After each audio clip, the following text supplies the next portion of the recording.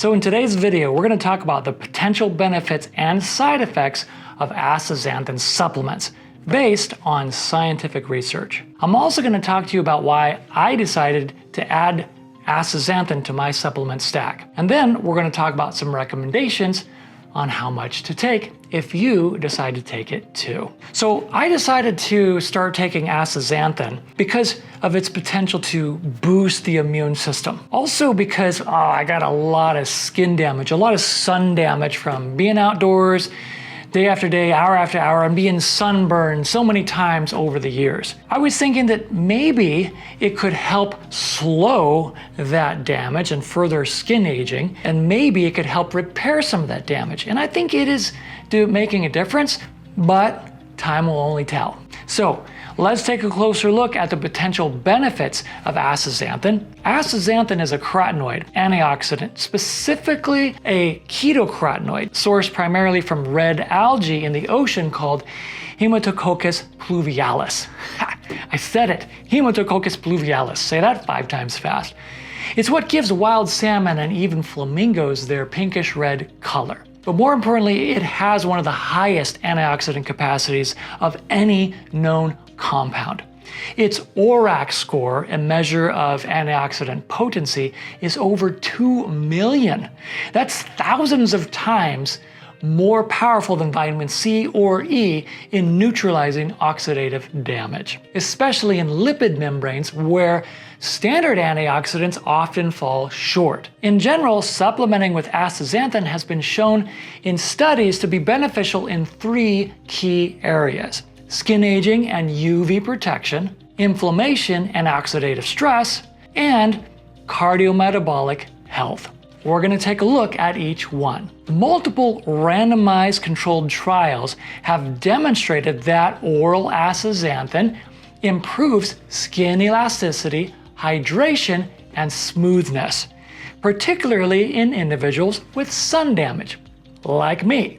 The 2021 meta-analysis of clinical trials showed significant improvement in skin conditions at doses between 4 to 12 milligrams per day over 4 to 16 weeks. While it doesn't erase wrinkles, it appears to enhance the skin's resilience to UV damage. So it kind of acts almost like an internal sunscreen. So for someone like me already dealing with quite a bit of photo aging, it's pretty interesting. Chronic low-grade inflammation is a hallmark of aging, and astaxanthin is one of the few compounds that has been shown to target multiple anti-inflammatory pathways simultaneously. Astaxanthin has been shown to help regulate immune function by reducing chronic inflammation. It does that by lowering key inflammatory markers like IL-6 and TNF-A while activating a pathway called NRF2, which boosts the body's natural antioxidant defenses through enzymes like glutathione peroxidase. This suggests that it may support a more balanced, resilient immune system, especially as we age. A small human trial showed that astaxanthin supplementation reduced oxidative stress and inflammation while modestly enhancing immune responses. Participants showed signs of increased NK cell activity and improved antibody production, which are key parts of the body's defense system. Animal studies have shown stronger, more consistent results with improvements across multiple immune pathways, such as better lymphocyte activity, stronger antibody responses, and enhanced macrophage and NK cell function. These findings are promising and support the idea that astaxanthin may act as an immune modulator. That said, the human data is still limited, and while early results are very, very encouraging, larger, well-controlled studies are needed to confirm these benefits and understand how astaxanthin might fit into a long-term immune health strategy.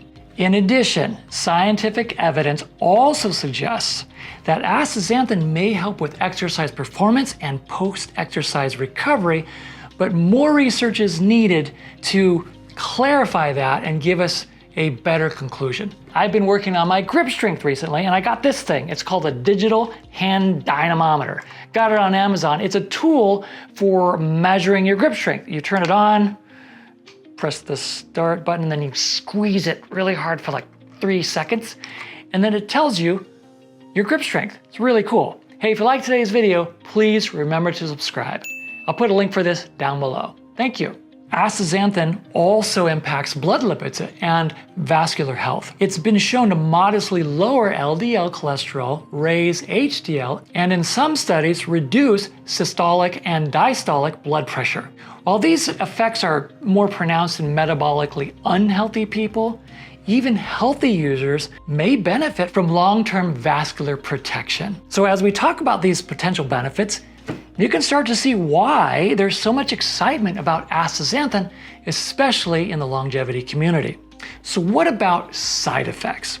Astaxanthin is generally considered safe and well tolerated even at very high doses. But just like any other supplement, it's not without some potential side effects. Mild digestive changes such as increased bowel movement and red-colored stool or mild stomach upset are among the most commonly reported side effects, but these are usually harmless and temporary. In clinical studies, even higher doses, up to 100 milligrams per day, have shown minimal adverse effects. A rare but harmless side effect can be a slight orange or reddish tint to the skin due to the pigment content.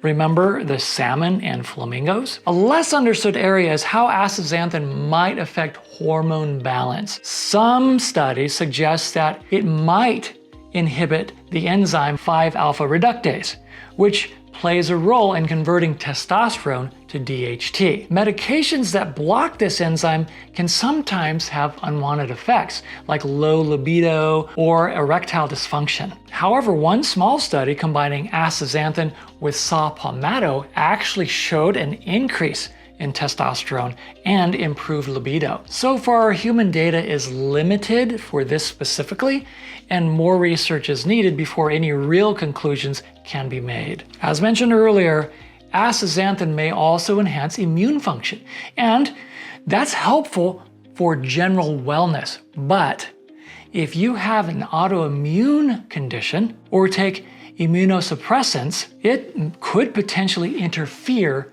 with that treatment.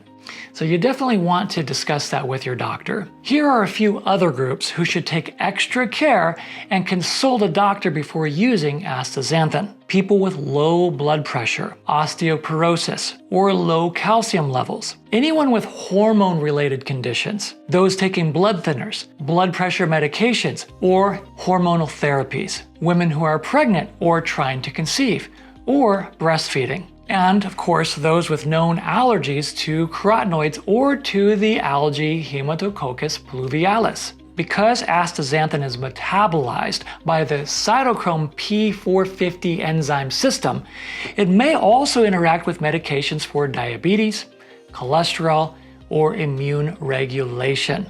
In summary, astaxanthin is safe for most healthy adults, but as with any other supplement, check with your healthcare provider, especially if you're managing a pre-existing health condition or taking medications. And that brings us to how much to take. Most clinical benefits appear somewhere in the range of 4 to 12 milligrams per day. For skin and antioxidant support, 12 milligrams daily is the most commonly studied and effective dose. And that's how much I've been taking. Now, you could theoretically get that from salmon, but you'd have to eat nearly a pound of salmon every day.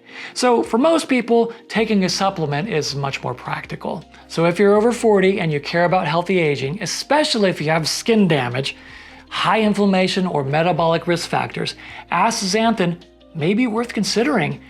It's not a miracle molecule, but I believe that it belongs on a short list of compounds that can genuinely support longevity. And for that reason, I'm going to keep taking it. What about you? Are you taking astaxanthin, or you're thinking about taking astaxanthin? I'd love to know about your experience, so please let me know in the comments below.